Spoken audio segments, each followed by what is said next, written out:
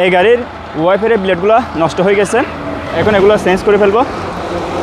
এখানে কিন্তু দুই সাইজের, এগুলো চেঞ্জ করার জন্য এখানে একটা লক রয়েছে, এটা উপর দিকে টান দিলে ব্লেডটা আপনি একটু নিচে নামালে এভাবে খুলতে পারবেন।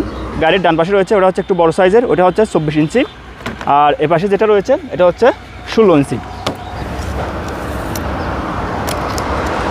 এটাও লাগানোর সময় এখানে যে লক রয়েছে এটা উপরে তুলবেন, এরপর এটা ঢোকানোর পর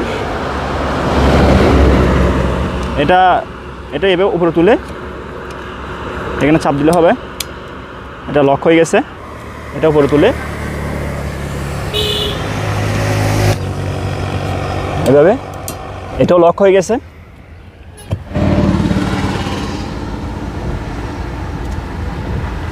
লক্ষ্য করুন উইন্ডশিল্ড একদম পরিষ্কার হয়ে গেছে।